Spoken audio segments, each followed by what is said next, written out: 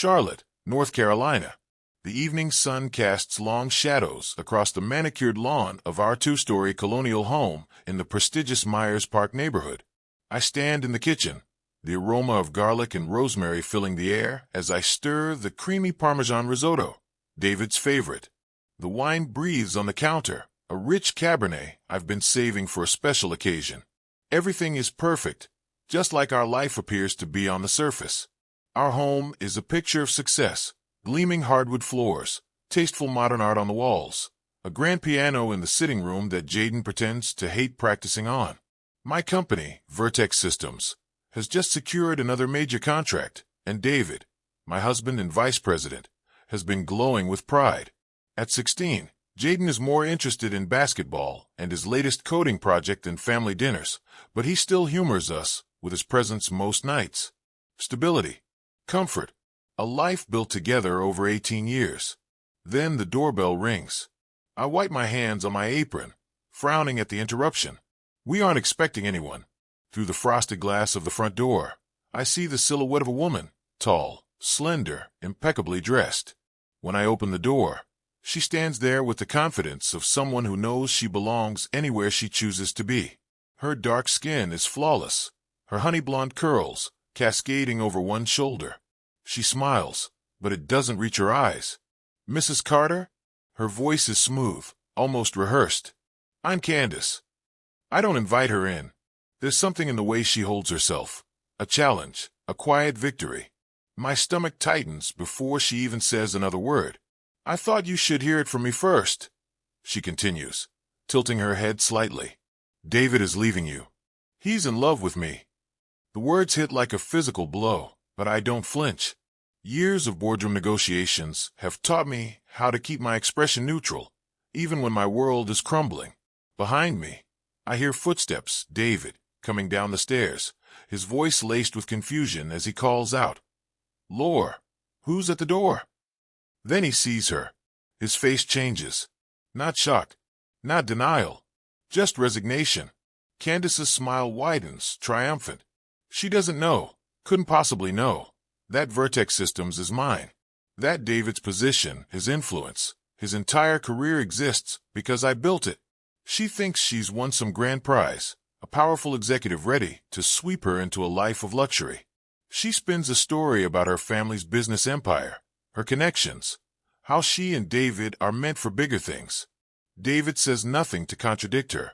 I watch him pack that night, moving through our bedroom like a stranger. He doesn't apologize. Doesn't explain. Just takes his suits, his watches, the leather briefcase I bought him for our 10th anniversary. Jayden watches from the hallway, his expression unreadable. When the door closes behind him, the house feels hollow. The risotto sits untouched on the stove, the wine still breathing. I don't cry. I start planning. The morning after David leaves, I wake up before dawn. The other side of the bed remains untouched, the sheets still perfectly smooth. For a moment, I lie there staring at the ceiling, the weight of yesterday pressing down on my chest. Then I get up. There's no time for self-pity. By 6 a.m., I'm already dressed in a sharp black pantsuit, my hair pulled back into a tight bun. The house is silent. Jayden hasn't come out of his room since last night. I leave a note on the kitchen island, along with a stack of pancakes I don't have the appetite to eat. Asterisk, gone to the office. Call if you need me. Asterisk. At Vertex Systems, the employees don't know yet. They greet me as usual, unaware that their VP won't be walking in today, or ever again. My assistant, Marcus, hands me my schedule with a polite smile. I don't correct him when he asks if Mr. Carter will be joining the 9 a.m. strategy meeting. Instead, I lock myself in my office and pull up David's employment contract. Every clause, every line of fine print I insisted on years ago stares back at me. I drafted these terms myself: non-compete agreements, confidentiality protections, termination conditions. Back then, it was just good business practice. Now it's my weapon. By 10 a.m., the legal team has been briefed.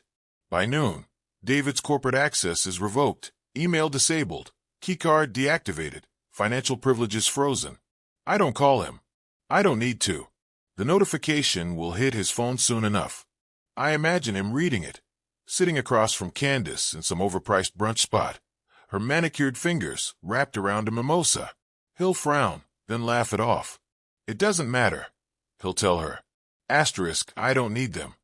Asterisk, because he still believes in her fairy tale, the wealthy heiress, the empire waiting for him.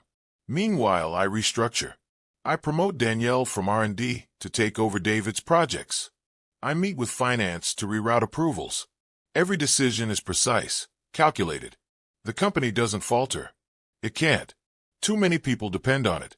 At home, Jayden has become a ghost. He moves through the house silently, headphones permanently in, avoiding eye contact.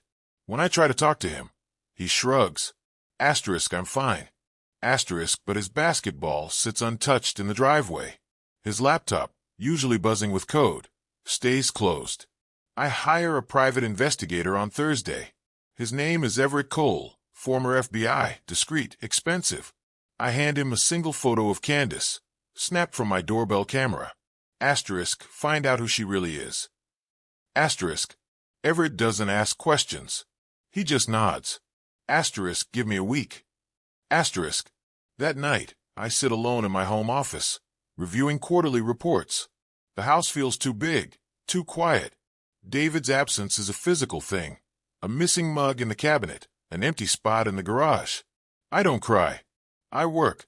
Because while David chases illusions, I'm rebuilding reality. Everett's report arrives in a plain manila envelope, the contents damning in their clinical detail. I spread the documents across my desk under the glow of my office lamp, each page peeling back another layer of Candice's carefully constructed facade. Her real name is Candice Marie Wilkins, born in Toledo, Ohio, not the Atlanta socialite she claims to be.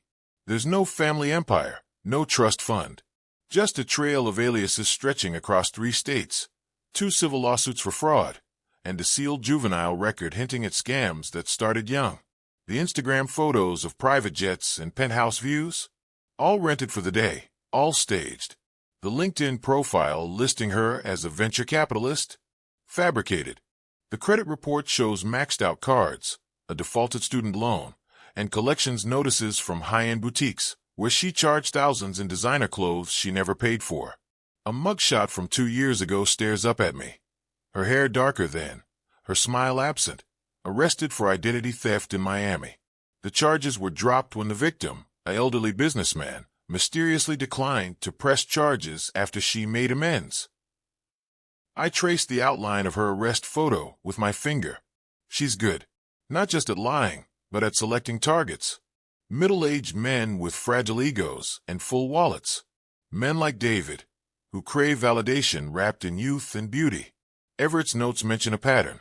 She stays just long enough to drain accounts or secure loans that never get repaid, then vanishes when the money dries up. The longest mark lasted 5 months before she disappeared with his Porsche and $87,000 in investment capital. A bitter laugh escapes me. David lasted 3 weeks. I could forward this to him right now, watch his world implode with a single email. But that would be too easy, too bloodless. Instead, I slide the documents into my safe. Let him flounder a little longer. Let him feel the slow drip of doubt as Candice's enthusiasm wanes with his dwindling resources. Because Everett's surveillance photos tell their own story. Candice has already started distancing herself. There she is, lunching alone at the peninsula, checking her phone with a frown when David's name appears. There she is at a South End wine bar, laughing too loudly with a silver-haired man in a Rolex, while David waits at her apartment with takeout. She's testing exits, weighing options. But she won't walk away yet. Not while David still owns that vintage Rolex Daytona. Not while his 401k remains untapped. She'll squeeze him dry first, then vanish like morning mist. I close the safe with a soft click. The anticipation sits warm in my chest. Soon, David will learn what it feels like to be used, to be discarded.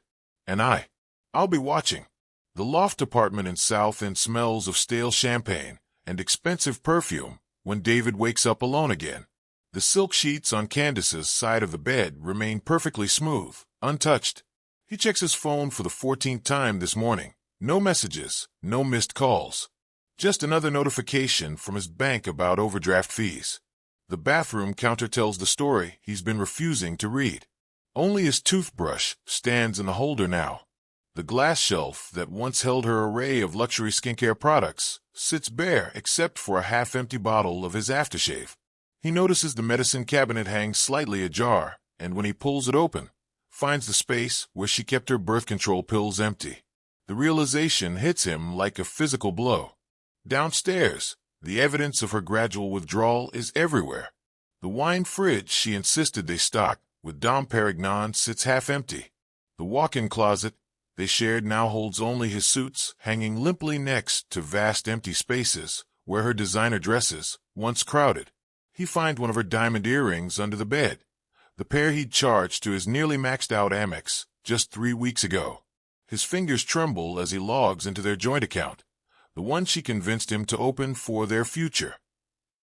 The balance flashes in angry red numbers, $18,742 overdrawn. The transaction history shows a pattern: large withdrawals at high-end boutiques, 5-star hotel charges, a first-class ticket to Miami purchased yesterday afternoon. The final blow comes when he tries calling her. The number he's dialed every day for months now plays that robotic message he's heard too many times before in his corporate life. The number you have reached is no longer in service. He sits heavily on the marble stairs she loved so much, the same stairs he'd carried her up that first night when this all seemed like a dream. For the first time since leaving, he drives past their old house in Myers Park. The lights are on in Jayden's room. He can see Lauren moving in the kitchen through the window, her silhouette framed against the warm glow. His finger hovers over the doorbell before he loses courage and turns away. At Vertex headquarters the next morning, the security guards he used to greet by name stop him at the lobby turnstile. His old keycard beeps red when he tries to scan it. The new receptionist, someone he's never seen before, politely informs him that Mr. Carter no longer has clearance to enter the building. He stands frozen in the atrium, watching his former colleagues avert their eyes as they pass, until security gently but firmly escorts him out. The coffee shop across the street offers no refuge either. His credit card gets declined when he tries to pay for a black coffee, the same drink he's ordered here every morning for 6 years. The barista takes pity on him and lets him have it anyway. He sits at the corner table, watching the Vertex logo spin slowly on the building across the street, the taste of bitter coffee mixing with something far more acrid rising in his throat. His phone buzzes with a calendar reminder for a meeting that no longer exists. For the first time in 20 years, David Carter has nowhere to be, no one waiting for him, and nothing left to lose. The weight of his choices settles on his shoulders as he stares at his reflection in the coffee shop window, a stranger wearing an expensive watch that might have to be pawned by week's end. The surveillance photos arrive in a plain envelope every Friday. I tell myself it's due diligence, not obsession. This week's batch shows David sitting on a park bench, staring at his phone with hollow eyes. In another, he's returning a dress shirt to Nordstrom, the receipt clutched in his hand like a surrender flag. The final image catches him mid-sneeze outside a 7-Eleven, his once impeccable suit wrinkled, his hair growing unruly. There's no sign of Candice in any frame. I spread the photos across my desk like tarot cards predicting ruin. This should satisfy me. This broken man shuffling through the city is what I wanted, isn't it? The justice I craved when I stood frozen in our foyer, watching him pack his bags. But the victory tastes like ash. Jayden slams his bedroom door more often these days. His anger pulses through the house like a second heartbeat. Tonight at dinner, he pushes his plate away untouched. He's living out of some hotel near the airport, he mutters. They towed his car yesterday. The way he says it, not gloating, not grieving, just stating facts, makes my stomach clench. The next morning, I catch my reflection in the elevator mirror at Vertex headquarters. Dark circles under my eyes betray the nights spent staring at ceiling fan rotations. When the doors open on the executive floor, I don't turn left toward my office. I take the stairs down to HR instead. The job offer is insultingly modest. Inventory clerk at our distribution center. Half the salary he made fresh out of business school. No access to corporate systems. I attach one condition. He reports to Danielle, the woman he once called too emotional for leadership. The HR director raises an eyebrow, but says nothing. Corporate America understands the quiet brutality of demotions. David responds within the hour. His acceptance email contains exactly 8 words. I accept the position. Thank you for the opportunity. No excuses, no pleas. No mention of the Porsche he'll never afford again or the golf club membership already canceled. This unnerves me more than begging would have. That evening, I find Jayden shooting hoops in the driveway. The basketball's rhythmic thump against pavement like a metronome keeping time with my thoughts. He stops when he sees me, sweat dripping down his temples. Did you do it? He asks. I nod. He bounces the ball once, hard, then walks inside without another word. Through the kitchen window, I watch him text someone, probably David, before slumping onto the couch. The house feels different tonight. Not lighter exactly, but as if some invisible weight has shifted its distribution. I pour myself a glass of Pinot Noir, but don't drink it, watching the liquid swirl as I rotate the stem between my fingers. The revenge fantasy I nurtured through countless sleepless nights, David homeless, penniless, crawling back, suddenly seems childish. Candice took enough from me. I won't let her take my dignity too. At midnight, I draft an email to our legal team. Instructions to unfreeze David's 401k, with penalties waived. The cursor hovers over send for a full minute before I click it. This isn't forgiveness. Not yet, but it's a ceasefire. Outside, a spring rain begins to fall, washing winter's residue from the magnolia blossoms by our front walk. Tomorrow, the petals will emerge brighter than before. 12 months have passed since that night at the front door. The seasons change without my permission, winter melting into spring, then summer fading into autumn, as if the world dared to keep turning despite my shattered heart. But I've rebuilt myself in its wake, stronger, sharper, untouchable. Vertex Systems no longer just dominates the Charlotte tech scene. Our logo now graces offices in London, Singapore, and Dubai. The expansion was brutal, exhilarating, sleepless nights poring over contracts, flights to foreign cities, where I dined alone in hotel suites. The quiet thrill of outmaneuvering competitors who underestimated the divorce CEO. The board, once skeptical of a woman at the helm, now follows my lead without question. Jayden's MIT acceptance letter hangs framed in my new corner office, right beside our photo from move-in day. His lanky frame towering over me now, that reluctant smile he's inherited from his father. He calls every Sunday, voice crackling through the speakerphone with stories about algorithms and frat parties. Sometimes, when he thinks I'm not listening closely, he mentions bumping into David at the campus coffee shop. I let him talk. I don't ask questions. David still works in the Vertex mailroom. I see his name on payroll reports sometimes, a ghost from another life. He rents a studio apartment near the university, rides the bus to work. Jayden says he's quieter now, less quick to fill silences with boasts. Last Christmas, he showed up uninvited with a gift, a battered copy of The Little Prince Jayden loved as a child. They sat on the porch together for 20 minutes while I watched through the blinds, my fingers curled around a wine glass I didn't drink from. Candice made the news last month. Not the society pages she craved, but the crime blotter, arrested in Boca Raton for scamming a retired hedge fund manager out of his yacht. The mugshot was satisfying in a petty, primal way. Her hair tangled, that perfect manicure chipped, the gold C pendant David bought her still hanging around her neck. I printed the article and tucked it in my desk drawer like a trophy. Tonight, as the Charlotte skyline twinkles beyond my office windows, I sip chamomile tea instead of bourbon. The divorce papers are long since finalized, the prenup enforced to the letter. There's a new ring on my finger, not from a man, but a Cartier Panther band I bought myself after the Tokyo deal closed. I used to think vengeance would taste sweet, but the truth is, I don't think about David much anymore. Not when I'm reviewing blueprints for the new R&D campus. Not when I'm laughing with Jayden over his terrible dorm cooking attempts. Not when I wake up in my penthouse to silence that no longer aches. The greatest revenge wasn't destroying him. It was building something he could never touch. Outside, the city lights blur into golden streaks against the glass. Somewhere down there, Lives are unraveling and intertwining. Love stories beginning and burning out. Mine continues, unshackled. I save the quarterly report and power down my computer.